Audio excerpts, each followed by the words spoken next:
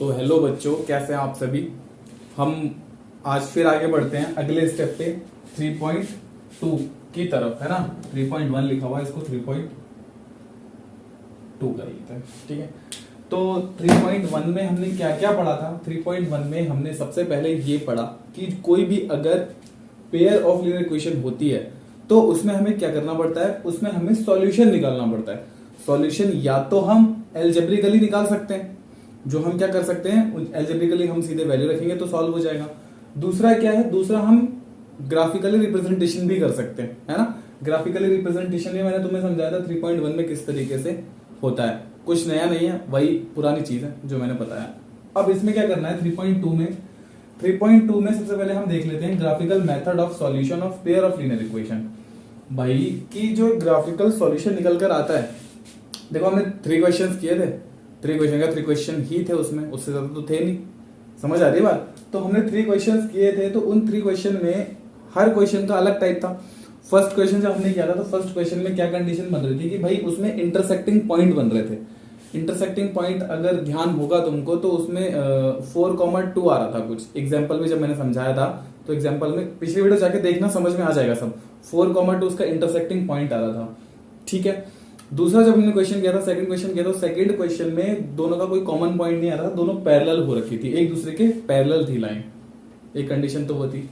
Third में क्या था कि थर्ड में दोनों इक्वेशन एक ही लाइन से जाती, मतलब कि कोइंसिडेंट कह सकते हो। कोइंसिडेंट थी ना इस तरीके से कि भाई एक लाइन ये जा रही थी और उसी के ऊपर से दूसरी लाइन भी जा रही थी, ऐसा था ना। तो वही कंडीशंस किस तरीके से होती हैं इक्वेशंस में, सॉल्यूशन किस तरीके से बनते हैं वो हमें देखना है। सबसे पहला देखो इसमें क्या लिखा हुआ है। सबसे पहला है द लाइंस में intersect in a single point, in this case the pair of equation has a unique solution. Unique solution समझते हो, सबसे हटके, यूनिक सबसे अलग। यूनिक सॉल्यूशन क्या होता है, सबसे अलग। वो कहते हैं ना रिलेशनशिप में लोग कि भैया मेरा रिलेशनशिप बहुत यूनिक है, सबसे हटके है। क्यूट कपल, तो वैसे ये क्या है, क्यूट इक्वेशन, इसको समझ सकते हो, यूनिक सॉल्यूशन बनता है इसका। इस इक्वेशन का यूनिक सॉल्यूशन बनता है, क्यों? क्योंकि ये जो दोनों लाइंस हैं ये एक सिंगल पॉइंट पर इंटरसेक्ट करती हैं, ठीक है। ऐसा नहीं है कि अलग अलग जगह पर करती है, एक ही ऐसा पॉइंट होता है जहां पर ये इंटरसेक्ट करती है। देखो ये एग्जांपल भी दिया है, x - 2y = 0 and 3x + 4y - 20 = 0। अब जब हम इन दोनों को सॉल्व करेंगे, ग्राफिकली रिप्रेजेंटेशन करेंगे, तो एक ऐसा पॉइंट जरूर आएगा जहां पर ये दोनों क्या करेंगे, इंटरसेक्ट करेंगी, ठीक है। इसीलिए मैंने एग्जांपल भी दे दिया यहाँ पर। तो सिंगल पॉइंट पर इंटरसेक्ट जब करते हैं तो वहां पर उस इक्वेशन का एक यूनिक सॉल्यूशन ही होगा, क्योंकि भाई एक ही पॉइंट पर इंटरसेक्ट कर रही है और कहीं तो कर नहीं रही है, तो जाहिर सी बात है उसका एक यूनिक सॉल्यूशन ही होगा, ठीक है। In this case we have unique solution. इस कंडीशन में वो हम क्वेश्चंस करेंगे तो समझ में आएगा, मैं केवल ओवरव्यू दे रहा हूं अभी, ठीक है। नेक्स्ट क्या है, the lines may B parallel. अब जो दोनों लाइंस हमें गिवन होंगी, वो दोनों लाइंस अगर पैरेलल हो मतलब जो हमने क्वेश्चन किया था वैसा ही, कोई भी उनमें इंटरसेक्टिंग पॉइंट ना आए, in this case the equation have no solution. कहने का मतलब है कि भाई इसमें कोई सॉल्यूशन होगा ही नहीं, क्योंकि वो पैरेलल है। जाहिर सी बात है भाई, जब दो लोग आपस में बात ही नहीं करना चाहते तो जाहिर सी बात है बात नहीं हो सकती ना, बात हो ही नहीं सकती। उसी तरीके से क्या है, लाइंस का भी है। लाइंस अगर एक दूसरे से पैरेलल है, दूर जा रही है, दूर है, काफी दूर है, तो वो क्या कर सकती हैं, उसका सॉल्यूशन निकलेगा ही नहीं कुछ, ठीक है। इसकी इक्वेशन हमने दे रखी है एग्जांपल में, x + 2y - 4 = 0, 2x + 4y - 12 = 0। अब ये मैं सॉल्व तो करवाऊंगा नहीं, इससे पिछली वीडियो में मैं करवा चुका हूं किस तरीके से होते हैं, वीडियो देखोगे जाके समझ में आ जाएगा, ठीक है। थर्ड है the lines may be coincident, in this case the equation have infinitely many solution. जाहिर सी बात है भाई, अगर दोनों इक्वेशन इक्विवेलेंट समझ सकते हो, कोइंसिडेंट भी कह सकते हो और इक्विवेलेंट भी कह सकते हो। देखो 2x + 3y - 9 = 0 एक इक्वेशन है, सेकंड है 4x + 6y - 18 = 0। अब अगर मैं इसको रिड्यूस करूं तो ये हमारी क्या बन सकती है, ये बन सकती है 2x + 3y - 9 = 0।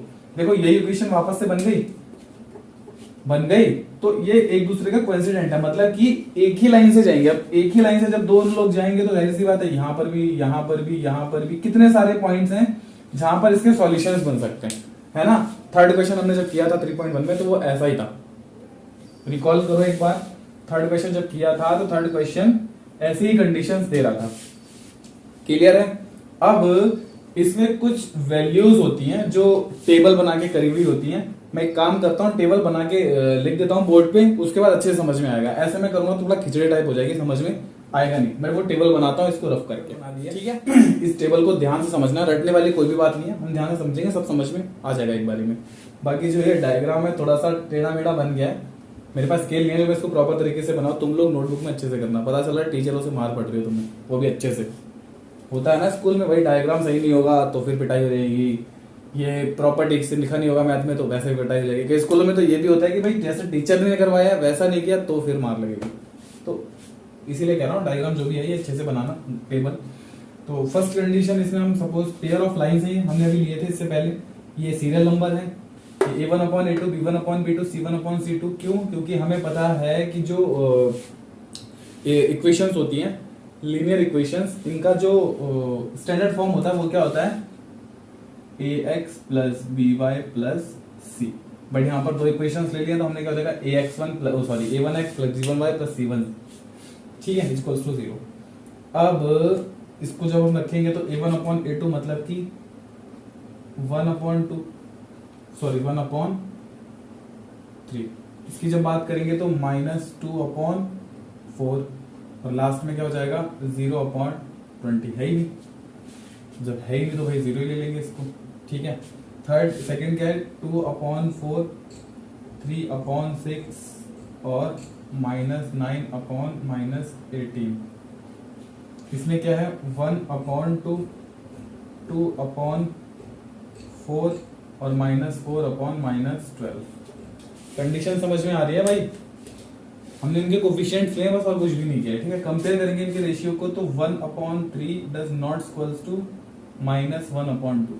जब ये दोनों इक्वल आ ही नहीं रहे हैं, मतलब कि A1/A2 does not equals to, हम यहाँ लिख सकते हैं A1/A2 does not equals to B1/B2। इसका मतलब क्या है भाई, जब ये दोनों एक दूसरे के इक्वल ही नहीं आ रहे, ठीक है भाई, जब ये दोनों एक दूसरे के इक्वल ही नहीं आ रहे हैं तो यहां से क्या बन जाएगा बताओ, ये हमारा क्या बन जाएगा, फटाफट बताओ जल्दी। ये हमारा बन जाएगा नो सॉल्यूशन, ठीक है। ग्राफिकल रिप्रेजेंटेशन इसमें क्या हो जाएगा, ग्राफिकल रिप्रेजेंटेशन में ये हो जाएगा पैरेलल, ठीक है। तो ये हमारा क्या बन जाएगा, ये हमारा बन जाएगा पैरेलल। एक सेकेंड तो पैरेलल, अच्छा हाँ, ये क्या है, एक दूसरे के इक्वल नहीं आ रहा है, तो ये हमारा क्या बन जाएगा, ये हमारा बन जाएगा इंटरसेक्टिंग लाइंस, ठीक है। इंटरसेक्टिंग लाइंस में क्या होता है, ओनली वन सॉल्यूशन, ठीक है, ओनली वन सॉल्यूशन। कोई दिक्कत इतने में, कोई प्रॉब्लम नहीं है, ठीक है। नेक्स्ट आगे बढ़ते हैं, ये है 2/4, तो इसको हम लिख सकते हैं 1/2 इज इक्वल्स टू, फिर 1/2 इज इक्वल्स टू, माइनस से माइनस कैंसिल, फिर 1/2। तो ये कंडीशन किसकी आ रही है भाई, तीनों इक्वल आ रहे हैं। ये है A1/A2 is equals to B1/B2 is equals to C1/C2। तो यहां से क्या हो जाएगा, ये कोइंसिडेंट लाइंस, कोइंसिडेंट लाइंस है तो इसका क्या हो जाएगा, मैनी, जिस मार्कर से लिख रहे हैं उसे लिख देते हैं भाई, मैनी सॉल्यूशंस, ठीक है। थर्ड इसको देखते हैं, फिर वही चीज हो रही है यार, 1/2 is equals to 1/2 is equals to 1/2 is equals to 1/3, ये इक्वल नहीं है। तो ये कंडीशन किसकी बन जाएगी, पैरेलल लाइंस की, ठीक है। A1/A2 is equals to B1/B2 does not equals to C1/C2। तो ये क्या हो जाएंगी, पैरेलल लाइंस, और इसका क्या हो जाएगा, नो सॉल्यूशन, इसका कोई सॉल्यूशन ही नहीं निकलेगा। तो हमने सीखा क्या यहाँ से, हमने ये सीखा कि अगर A1/A2 B1/B2 के इक्वल है ही नहीं, हमें इससे आगे जाना ही नहीं है, तो वो कौन सी लाइन हो जाएंगी, इंटरसेक्टिंग लाइंस हो जाएंगी। अगर ये तीनों इक्वल आ रहे हैं तो ये कोइंसिडेंट लाइन हो जाएंगी। और अगर ये शुरू के दो इक्वल आ रहे हैं, लास्ट वाला इक्वल नहीं आ रहा, तो ये पैरेलल लाइंस हो जाएंगे। और हमें पता है पैरेलल लाइंस का कोई सॉल्यूशन नहीं होता, नो सॉल्यूशन। कोइंसिडेंट लाइन का मेनी सॉल्यूशंस होते हैं, एक से ज्यादा ही होता है, और इंटरसेक्टिंग लाइंस का ओनली वन सॉल्यूशन होता है। तो इस तरीके से हमें टेबल समझनी होगी, ठीक है। क्वेश्चंस करेंगे तो और अच्छे से होगा, क्योंकि जितनी ज्यादा प्रैक्टिस करोगे इन क्वेश्चन की उतना ज्यादा समझ में आएगा। क्लियर हो रही है चीजें? जितना ज्यादा प्रैक्टिस करोगे उतने ज्यादा हो पाएंगे क्वेश्चंस, ठीक है। इतना ही हमारा 3.2 में समझने के लिए। अब हम आगे करते हैं 3.2 के क्वेश्चंस। इसमें कोई दिक्कत हो तो मुझे कमेंट कर देना, बाकी अब मैं क्वेश्चन की तरफ बढ़ता हूँ। चलो तुम्हें बोर्ड पे क्वेश्चंस दिख रहा होगा, क्वेश्चन रीड करते हैं। Form the pair of linear equation in the following problems, ठीक है। इन क्वेश्चंस को हमें किसकी फॉर्म बनानी है? पेयर ऑफ लीनियर इक्वेशन की बनानी है। And find their solution graphically, graphically हमें सॉल्यूशंस इनके फाइंड करने हैं। फर्स्ट देखो इसका क्या है, 10 students of class 10 took part in a mathematics quiz. Mathematics quiz है जिसमें क्या कर रहे हैं, 10 स्टूडेंट्स पार्ट कर रहे हैं, ठीक है। If the number of girls is 4 more than the number of boys, if the number of girls 4 more than the number of boys, find the number of boys and girls who took part in the quiz. ठीक है भाई, total number of students 10 है, ठीक है। First करते हैं, total number of students 10 है, तो हम क्या करते हैं, let the number of girls be x, the number of boys be y, ठीक है। फर्स्ट कंडीशन उन्होंने क्या दी है, total number of students is 10, total number of students is 10। तो फर्स्ट कंडीशन क्या बन जाएगी, x plus y is equals to 10। Then the number of girls, the number of girls 4 more than the number of boys. देखो इस line में क्या है ना, बहुत से बच्चे कंफ्यूज होते हैं कि भाई इसमें किसको आगे बढ़ाना, 4 किसमें, वाई में रखना है, एक्स में रखना है। देखो क्या कहा है उसमें, the number of girls 4 more than the number of boys, मतलब कि जो नंबर ऑफ बॉयज हैं उनसे 4 ज्यादा है कौन, नंबर ऑफ गर्ल्स। तो यहां से क्या हो जाएगा, x तो नंबर ऑफ गर्ल्स है is equals to 4 more than है नंबर ऑफ बॉयज से। समझ आई बात, number of girls is 4 more than the number of boys. देखो ये इसकी वैल्यू है, तो 4 मोर देन है बॉयज के नंबर से, तो ये इसकी वैल्यू हो गई। कई बच्चे क्या करेंगे ना, इसको सीधे सीधे ऐसे कर देते हैं, y is equals to x plus 4, तो ये क्या हो जाता है, रॉन्ग हो जाता है, ठीक है। हमें लाइन को समझना है किस तरीके से क्वेश्चन होगा, ठीक है। इसको अगर थोड़ा सा हम और इंक्रीज कर दे अच्छे से, तो ये हो जाएगा x minus y is equals to 4, equation 2। Problem नहीं है इसमें, एक x plus y equals to and एक x minus y equals to 4। देखो अगर हम इसको ग्राफिकली ना करके नॉर्मल करें तो वो तो बहुत आसानी से हो जाएगा, लेकिन हमें इसको कैसे करना है, ग्राफिकली शो करना है। तो हम यहाँ पे सॉल्व करते हैं। सबसे पहले एक इक्वेशन दी है x plus y is equals to 10, इसको सॉल्व करते हैं, इसकी कंडीशन लेकर चलते हैं x और y, ठीक है। सबसे पहले हम यहाँ पर x इज इक्वल्स टू ले लेते हैं 4, तो y इज इक्वल्स टू कितना आ जाएगा 6, और अगर x इज इक्वल्स टू 5 ले लेंगे तो y इज इक्वल्स टू भी 5 आ जाएगा। एक तो ये ठीक है, इससे ज्यादा की जरूरत है नहीं, अगर पढ़ेगी तो हम आगे कर लेंगे। फिर क्या है, x minus y is equals to 4, इसको सॉल्व करते हैं।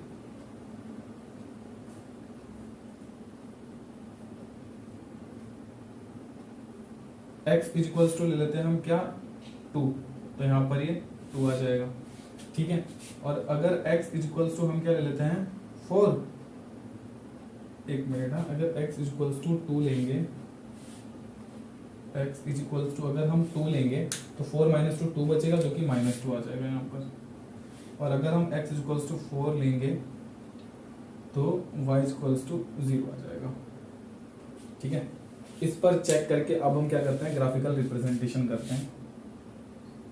ग्राफिकल रिप्रेजेंटेशन कह सकते हो, ठीक है भाई। अब हम डायग्राम बनाएंगे। डायग्राम क्या, हम वही क्वाड्रेंट सिस्टम बनाएंगे। क्वाड्रेंट सिस्टम हमने बनाया, पहले हम वैल्यूज देखते हैं किस हिसाब से हमें क्या क्या चाहिए। देखो x मैक्सिमम 5 तक गया है तो हम x मैक्सिमम 5 तक लेंगे। 1 2 3 4 5। y मैक्सिमम -2 पर भी गया है y, है ना, तो एक हो जाएगा -1 और एक हो जाएगा -2। और y 6 तक गया है तो 1 2 3 4 5 और 6। और कुछ प्रॉब्लम है, नहीं है, ठीक है। सबसे पहले 4 और 6, तो x 4 है y 6, तो x 4 और y 6 ये पॉइंट बन रहा है, ठीक है, 4,6। फिर बन रहा है 5,5, 5,5 बन रहा है ये 5,5, ठीक है भाई। अब 2 -2, 2 -2 मतलब कि ये वाला पॉइंट, 2 -2 ये वाला पॉइंट। और 4 0 0 4 4 0 है ना, हाँ, तो 4 0 ये वाला पॉइंट, ठीक है। ये बेटा डायग्राम थोड़ा सा ना यार इस तरीके से जाना चाहिए, लेकिन हमारा डायग्राम में जगह नहीं बन पा रही है, इसको फिर से बनाना पड़ेगा। वही है ना, प्रॉब्लम हो जाती है हर बार क्वेश्चन में यही।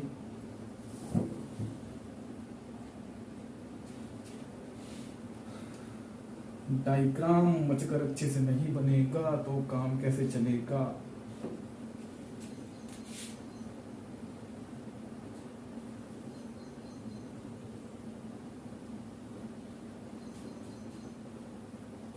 मैक्सिमम x कहाँ तक गया, 5 तक गया ना, तो 1 2 3 4 5 6 7 8 9, ज्यादा ले लेते हैं अब हम। फिर ये y कहाँ तक गया, मैक्सिमम 6 तक, तो 1 2 3 4 5 6 7। और y -2 -1 -2, ठीक है, बस क्लियर। 4 और 6, x और y, 4 और 6 बन रहा है यहाँ पर, ठीक है। ये अगर हम इसको देखें थोड़ा सा आगे कर लेते हैं, ये बन रहा है 4 और 6, ठीक है, 4,6 बन गया। उसके बाद है 5,5, 5,5 हमारा बन रहा है यहाँ पर, थोड़ा सा ऊपर कर लेते हैं, यहाँ पर 5,5 क्लियर हो गया। x2 -2, देखो पहले अगर हम इसको मिला दे तो ये तो हमारी लाइन एक बन गई कंप्लीट पहले,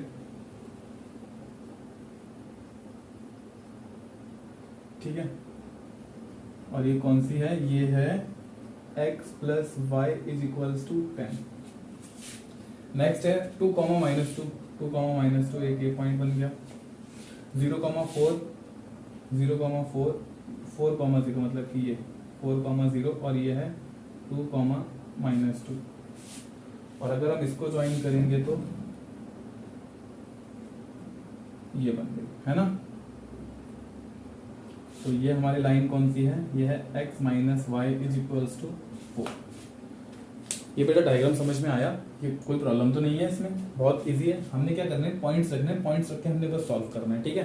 तो इन दोनों का इंटरसेक्टिंग पॉइंट कहाँ पर आया, यहाँ पर, ये आया हमारा इंटरसेक्टिंग पॉइंट। अगर हम इसको देखें तो ये कहाँ पर आ रहा है, एक तो 7 और एक 3, ठीक है। तो ये क्या आ रहा है, 7,3, ये आ रहा है ग्राफिकल रिप्रेजेंटेशन इसका, ठीक है भाई। इसको ब्लैक से ना करके एक काम करते हैं, इसको हम रेड से कर लेते हैं, इससे ज्यादा समझ में आएगा, ठीक है। इसका क्या आ रहा है पॉइंट, 7,3, है ना, ये पॉइंट आ रहा है 7,3। और चेक करना है तो तुम लोग चेक कर सकते हो 7,3। तो यहाँ पर ग्राफिकल रिप्रेजेंटेशन से कितना आ गया इसका solution, having one solution,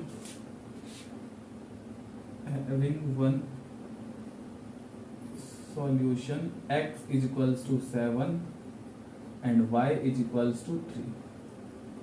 check कर लो, देखो अगर चेक करते हैं कैसे करते हैं, 7 में 3 ऐड करूंगा 10 हो जाएगा, राइट हैंड साइड आ गया, और वैसे ही 7 में 3 माइनस करूंगा 4 आ जाएगा। तो इस तरीके से ग्राफिकल रिप्रेजेंटेशन हमारा हो जाएगा। बढ़ते हैं सेकंड क्वेश्चन की तरफ। सेकंड क्वेश्चन कैसे होगा, सॉरी इसका सेकंड पार्ट है ना, फर्स्ट का सेकंड पार्ट है, उसको भी देख लेते हैं कैसे होगा। ठीक है, सेकंड पार्ट पे 5 pencils and 7 pens together cost ₹50, मतलब कि दोनों को मिलाकर कितने रुपीज हैं 50।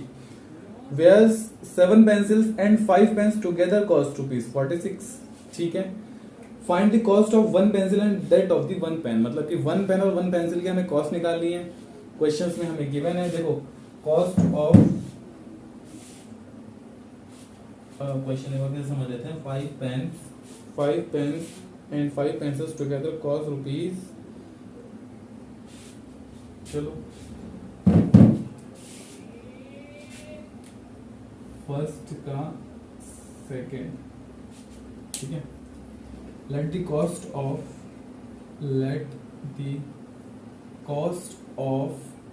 1 पेन x रुपीज ले लेते हैं, है ना। पहले पेंसिल है पेन है, पहले पेंसिल है पेन है, देखिए पेंसिल है तो पेंसिल कर लो, कोई बात नहीं, पेंसिल। ठीक है, x rupees. the cost of 1 pen is y rupees, कोई दिक्कत नहीं है ना। फिर उसने क्या कहा है, फर्स्ट कंडीशन में उसने कहा है the cost of 4 pencils, 7 pen, 5 pencil and some pens, 5 pencils and 7 pens is cost is 50 rupees. ठीक है भाई, तो क्या हो जाएगा यहां से 5x plus 7y is equals to 50, equation 1। Then according to question same अगले नेक्स्ट स्टेप में, according to the question, according to the question, according to the question next क्या कह दिया उसने, 7 पेंसिल्स और 5 पेन्स है, 7 पेंसिल्स और 5 pens, 7 pencils 7x plus 5 pens is equals to 78 rupees, 46 rupees, है ना, 46 रुपीज। ये इक्वेशन 2 बन गई। बस हमारा यहाँ तक वर्क करना है बनाने का, उसके बाद तो हमें पता ही है कैसे करना है, कैसे स्टेप लेने हैं। देखो फर्स्ट स्टेप सेम वही चीज, सबसे पहले इसकी टेबल बनाएंगे, तो इसकी टेबल में यहीं पे शो कर लेता हूँ, नहीं चलो यही बना लेते हैं। 5x plus 7y is equals to 50, इसकी जब टेबल यूज करेंगे, देखो अभी वहां पर 2 वैल्यूज से काम हो गया था अभी, अब यहाँ पर देखते हैं इसमें कितनी वैल्यूज की जरूरत पड़ेगी। देखो अगर मैं x की जगह पे अगर मैं 45 हो जाएगा, कोई फायदा नहीं है, 5x प्लस 7y बन रहा है ना, y की जगह पे अगर मैं 0 कर दूं, सबसे पहले y की जगह पर अगर मैं 0 कर दूं तो x हो जाएगा हमारा 10। ठीक है, और अगर मैं x की जगह पे 0 कर दूंगा तो कोई फायदा नहीं होगा, है ना, 45 नहीं बनेगा, 10 40 बनेगा। काम करते हैं, अगर मैं 1/5 कर दूं x की जगह पे, अगर मैं 1/5 कर दूं, ध्यान से समझना, x की जगह पे अगर मैं 1/5 करूंगा तो 5 से 5 कैंसिल, 1 बचेगा जो कि माइनस में जाएगा, और ये बचेगा 49, और ये 7 से चले जाएगा। समझ आई बात। x की जगह पे मैंने 1/5 किया, अब जब 1/5 किया तो ये 5 से 5 कैंसिल हो गया, 1 बचा, इधर जाके माइनस में गया, 49 हो गया, और 7 से 7 टाइम्स में चला गया। नेक्स्ट आगे बढ़ते हैं, 7x plus 5y is equals to 50, 46 है, सॉरी 46, इसकी टेबल बनाते हैं।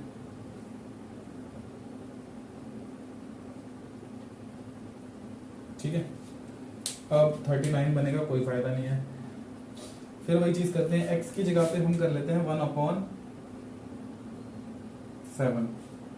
तो 7 से 7 कैंसिल हो जाएगा, 45 हो जाएगा, और 9 टाइम्स में 45 चला जाएगा। ठीक है, और अगर मैं y की जगह पर 3/5 कर दूं, है ना, माइनस का 3/5 माइनस का सॉरी वाई की जगह पर माइनस का 3/5 तो 3/5 करके 5 से 5 कैंसिल हो जाएगा, प्लस का हो जाएगा और ये हो जाएगा 7 से कैंसिल। क्लियर हो रही है चीजें। -3/5 इसलिए किया है क्योंकि 5 से 5 फिर कैंसिल हो जाएगा, ये -3 बचेगा, उधर जाएगा +3, 46 + 3 49 और 7 से 7 टाइम्स में कंप्लीटेड। ठीक है। और अगर मैं इसको थोड़ा सा इजी करना चाहूँ तो ये टेबल हमारी क्या बन जाएगी, टेबल हमारी ये बन जाएगी x और ये y, ये तो tan और 0 सेम ही रहेंगे। 1/5 को हम लिख सकते हैं 0.2 है ना, 0.2 और 7 को 7 ही रहने दो। इस पर आगे बढ़ते हैं तो इसको हम क्या कर सकते हैं, x और y, ये तो 1/7 है तो इसको कर लो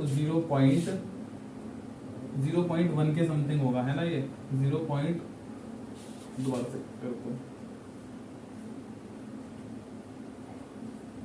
x और y ये है 9, ये हो जाएगा 0.1 होगा, 7 से हो जाएगा 0.14 के समथिंग, है ना, और ये तो 7 है ही, इसको कर सकते हैं माइनस का 0.6।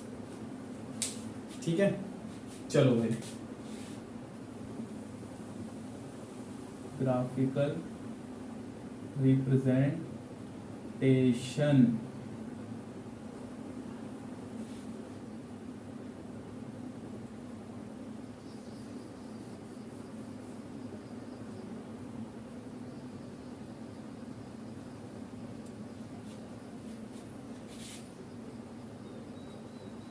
x मैक्सिमम 10 तक गया है तो 1 2 3 4 5 6 7 8 9 10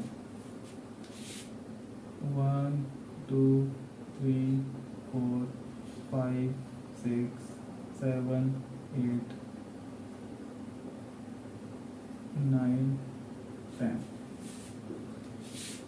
-1 -2 -3 -4 -1 -2 -3 -4 x 10 है और 0 है, 10 और 0 मतलब कि ये वाला पॉइंट, ठीक है, 10, 0। नेक्स्ट है 0.2 और 7। देखो 0.2 अगर हम देखें तो 0.2 x है तो 0.2 यहाँ पर रहा होगा समथिंग और 7 तो ये पॉइंट हो गया, ठीक है, और इन दोनों को अगर हमें मिलाना है तो ठीक है, थोड़ा सा दूर लग रहा है लेकिन बेटा इसको प्रॉपर तरीके से स्केल से कर लेना, ठीक है, मेरे में तो हो नहीं पाएगा बोर्ड में, फिर भी मैं कोशिश कर लेता हूँ, ऐसे बन गया, ठीक है। और ये क्या है पॉइंट, ये कौन सा पॉइंट है, ये है 0.2,7, ठीक है। फिर नेक्स्ट क्या है 0.14,9, 9 तो ये रहा और 0.14 और 9 बिल्कुल और क्लियर हो गया और जस्ट पास हो गया, ठीक है। और 7 माइनस का 0.6 तो 1 से 0.7 और 0.6 तो यहाँ पर माइनस का 0.6 ना, ये पॉइंट रहा होगा, ठीक है। और जब हम इसको ज्वाइन करेंगे तो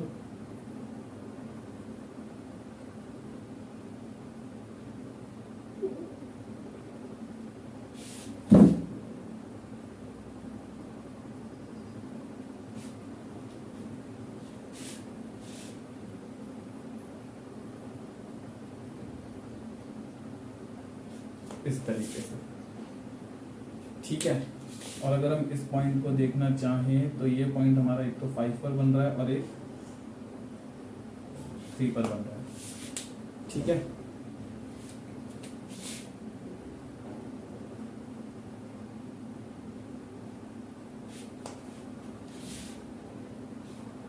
ये बन रहा है एक तो 5 पर और एक 3 पर, ठीक है। तो इस पॉइंट पर ये दोनों क्या कर रहे हैं, इंटरसेक्ट कर रहे हैं, तो यही हमारे क्या हो जाएंगे पॉइंट्स, इंटरसेक्टिंग, ठीक है। इंटरसेक्टिंग पॉइंट्स हमारे 5, 3 हो जाएगा। तो इस तरीके से हमें क्वेश्चंस को करना है, जरूरी नहीं है जैसे मैंने 1/5 पॉइंट लिया तो तुम भी 1/5 लो, तुम कुछ और भी लेके कर सकते हो, ठीक है। आंसर यही आएगा घूम फिर के। तो इस तरीके से हमने डायग्राम बना के सॉल्व करना है। अब पहुंचते हैं सेकंड क्वेश्चन की तरफ। सेकंड क्वेश्चन में देखो क्या है, on comparing the ratios a1/a2, b1/b2 and c1/c2, find out whether the following pair of linear equation are parallel, coincident और having one solution। मतलब कि जो ये पेयर्स बने हुए हैं इनके, इसमें कौन सा क्या कंडीशन दे रहा है। सबसे पहले हम फर्स्ट को करते हैं। देखो ज्यादा करने की जरूरत नहीं है, मैं एक दो ही कराऊंगा, बाकी अपने आप खुद कर लेना, ठीक है। इसमें कुछ टफ है नहीं वैसे। सेकंड का फर्स्ट क्या कह रहा है, सेकंड का first 5x minus 4y plus 8, 5x minus 4y plus 8 equal to 0। और नेक्स्ट इक्वेशन है 7x plus 6y minus 9 equal to 0, ठीक है। सबसे पहले हम इसके कोफिशिएंट्स को कंपेयर करेंगे। तो यहाँ से a1 हमारा कितना है, a1 हो जाएगा हमारा 5, a2 हो जाएगा हमारा 7, उसी तरीके से b1 हो जाएगा -4 और b2 हो जाएगा 6, c1 हो जाएगा 8 और c2 हो जाएगा -9, ठीक है। ऑन कंपेयरिंग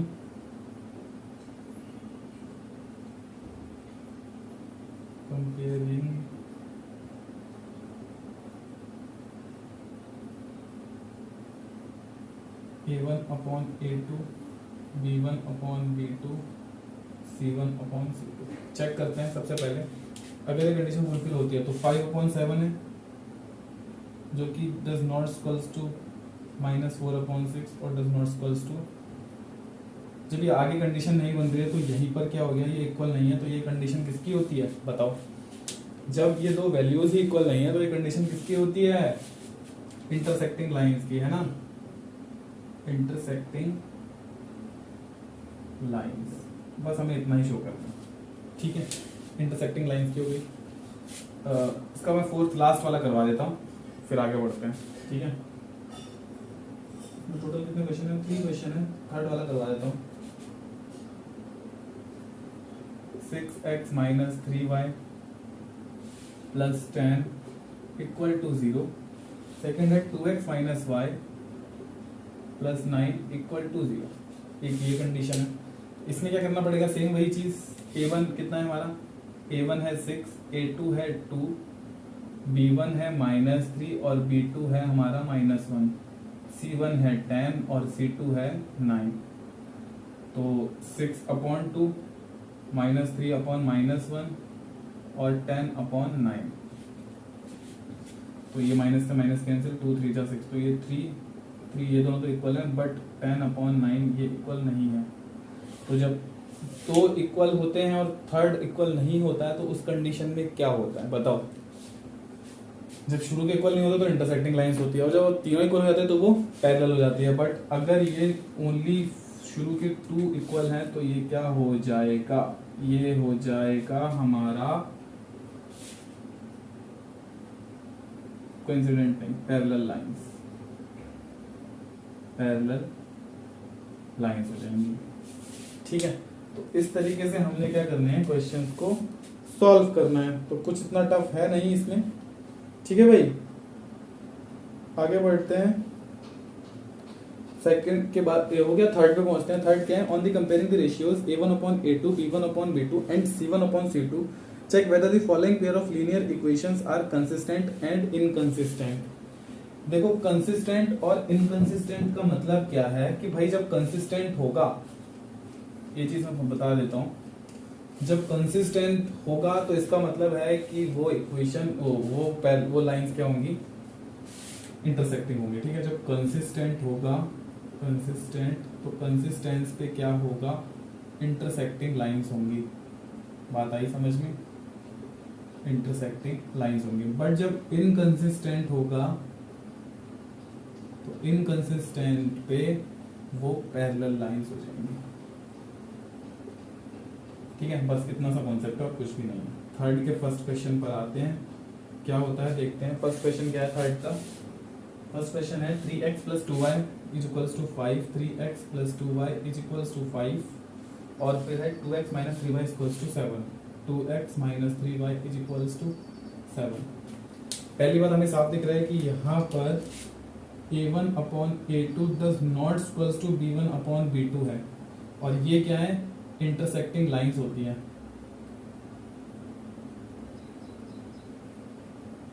और जब इंटरसेक्टिंग लाइंस हैं तो ये क्या हो जाएगा, कंसिस्टेंट। बस बेटा इतना ही करना है और कुछ भी नहीं है, मजाक है क्वेश्चन, और कुछ भी नहीं है क्वेश्चन में, ठीक है। एक क्वेश्चन और करवा देता हूँ इसी का, हम कितने क्वेश्चन इसमें, फिफ्थ वाला कर लेते हैं। फिफ्थ वाला है 4/3x plus 2y is equals to 8, 2y is equals to 8, फिर है 2x plus 3y is equals to 12, 2x plus 3y is equals to 12। सबसे पहले इसको इजी कर लेते हैं, तो इसका जब एलसीएम लेंगे तो 3 हो जाएगा, 4x plus 6y is equals to 8, तो ये हो जाएगा 4x plus 6y is equals to 24, ठीक है। अब इसको सॉल्व करते हैं, A1 upon A2, B1 upon B2, C1 upon C2, तो हो जाएगा 2 upon 4, 3 upon 6, 12 upon 24, 1 upon 2, 1 upon 2, 1 upon 2। ये कौन सी लाइन्स हैं, ये है पैरेलल लाइन्स, ठीक है, ये है पैरेलल लाइन्स, और पैरेलल लाइन से तो क्या हो जाएगा, इनकंसिस्टेंट, ठीक है बेटा। इस तरीके से करना है हमको, और कुछ भी नहीं करना, बस इतना शो करके हमें दिखा देना है। क्लियर है बेटा, कोई प्रॉब्लम नहीं है। थर्ड क्वेश्चन भी हो गया, आते हैं फोर्थ क्वेश्चन की तरफ, थोड़ा सा देखते हैं उसको क्या है। फोर्थ क्वेश्चन देखते हैं, कहाँ है भाई, फोर्थ ये है। इसमें क्या कहा है उसने, which of the following pair of linear equations are consistent inconsistent, इसमें से कौन सा कंसिस्टेंट है और कौन सा इनकंसिस्टेंट है, अभी हमने देखा। If consistent obtain the solution graphically, अगर कंसिस्टेंट है तो इसका सॉल्यूशन बनाना है हमें ग्राफिकली, ठीक है। इसका क्या करना है, सॉल्यूशन बनाना है हमने ग्राफिकली। तो इसका एक फर्स्ट वाला कर लेते हैं और लास्ट वाला करवा देता हूँ, ठीक है। कंडीशंस वही होंगी बेटा, देखो जो क्वेश्चन इंपॉर्टेंट है वही करने जरूरी है, फालतू क्वेश्चन करके कोई फायदा भी नहीं है ना। फोर्थ का फर्स्ट,